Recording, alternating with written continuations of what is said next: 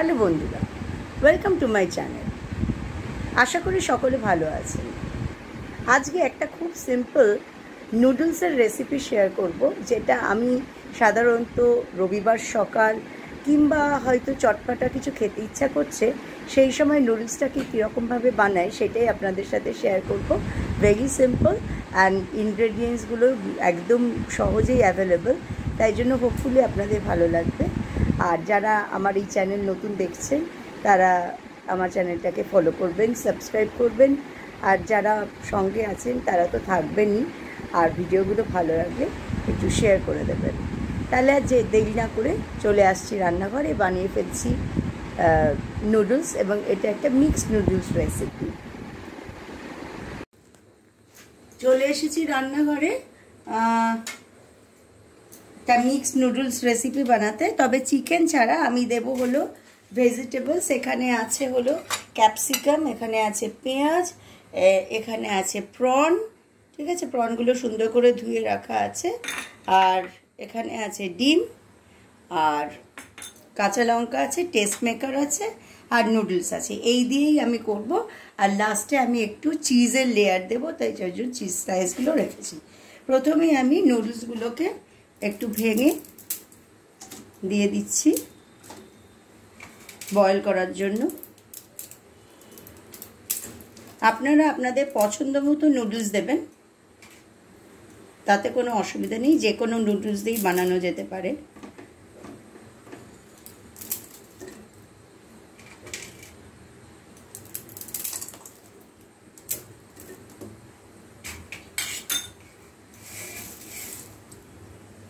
ডুবিয়ে দেওয়ার চেষ্টা করলাম, কিন্তু পরিমাণ মতন জল নেবেন, যাতে খুব বেশি জল না হয়ে যায়, তাহলে তো জিনিসটা ভালো হবে না।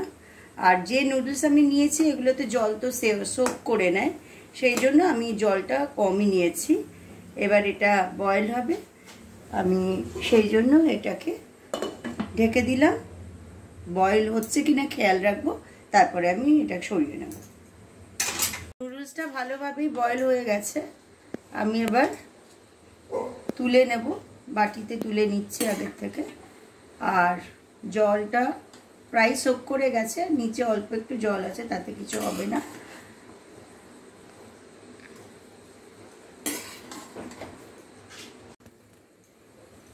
হ্যাঁ, প্রথমে আমি এই প্রনসগুলোকে নিয়ে নিচ্ছি, ভেজে নিচ্ছি।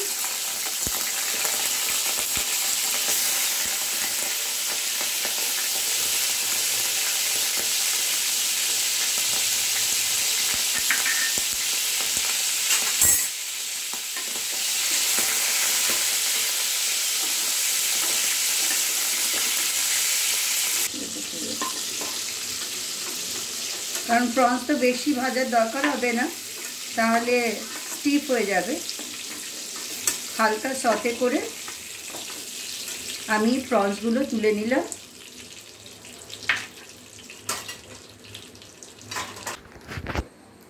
এবার আমি এই দুটো ডিম নিয়েছি, দুটো ডিমকে একটুখানি বিট করে নেব। এই ডিমের মধ্যে আর চিংড়ি যেটা প্রনস দিয়েছি ওর মধ্যে খুব সামান্য সল্ট দিয়েছি, কারণ টেস্ট মেকারের মধ্যে এমনিতেই সল্ট থাকে, ওই জন্য বেশি সল্ট দিচ্ছি না। এই দুটোর মধ্যে খুব সামান্য করে 1 পিঞ্চ করে সল্ট দেওয়া আছে।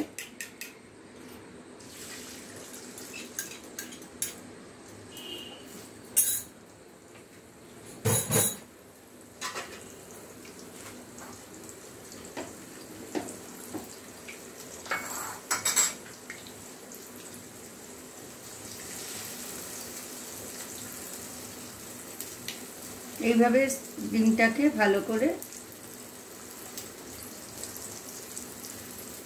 ছড়িয়ে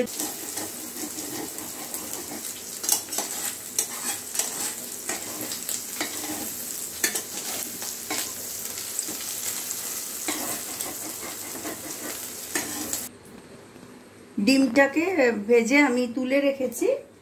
আর এবার আমি ক্যাপসিকাম চপ করা আছে, এখানে একটা ক্যাপসিকাম চপ করা আছে, আর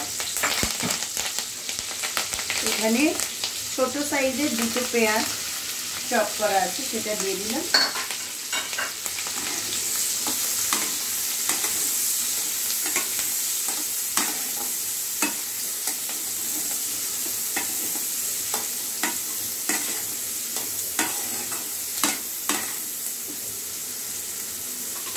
এখানে গ্রিন চিলি আছে। লঙ্কাটা আপনারা আপনাদের টেস্ট ওয়াইজ দেবেন, যদি লঙ্কা খেতে বেশি পছন্দ না করেন তাহলে কমিয়ে দেবেন। আর গ্রিন চিলির বদলে গোলমরিচের গুঁড়োও দিতে পারেন। একটু ক্রাঞ্চিনেসটা বজায় রেখে এটাকে সতে করতে হবে।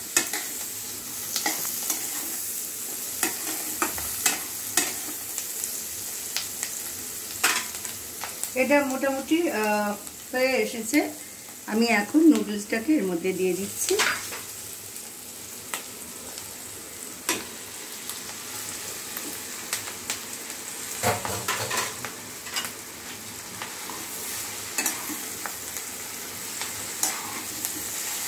এবার নুডলসের সাথে ভালো করে ইনগ্রেডিয়েন্টসগুলো মিশিয়ে দিতে হবে।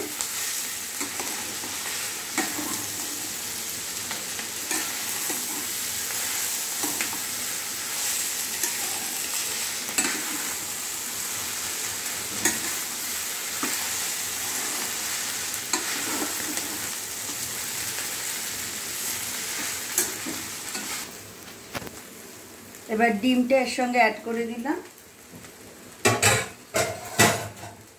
আর প্রনসটাও অ্যাড করে দিলাম। এবার হলো টেস্ট মেকারটা মেশানোর পালা। টেস্ট মেকারটা মিশিয়ে দিচ্ছি।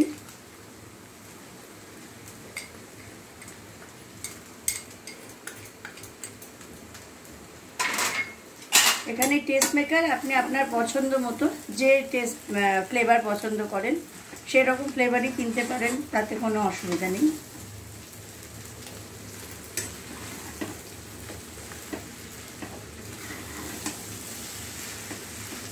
অনেকে টেস্ট মেকারটা যখন নুডলসটা সেদ্ধ হয় মানে বয়েল করা হয় সেই সময় অনেকে অ্যাড করে দেন, কিন্তু আমি টেস্ট মেকারটা পরে দেওয়া পছন্দ করি যাতে ফ্লেভারটা অনেক বেশি তাজা থাকে সেই জন্য।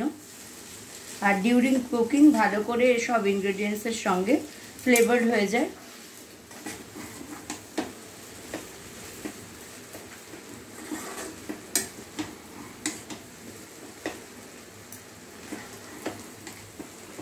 এবার একদম ফ্লেমটা কমিয়ে, কারণ নুডলস কিন্তু অলরেডি রান্না হয়ে গেছে, ইটস রেডি। আমি জাস্ট একটু নেড়ে চেড়ে দিচ্ছি।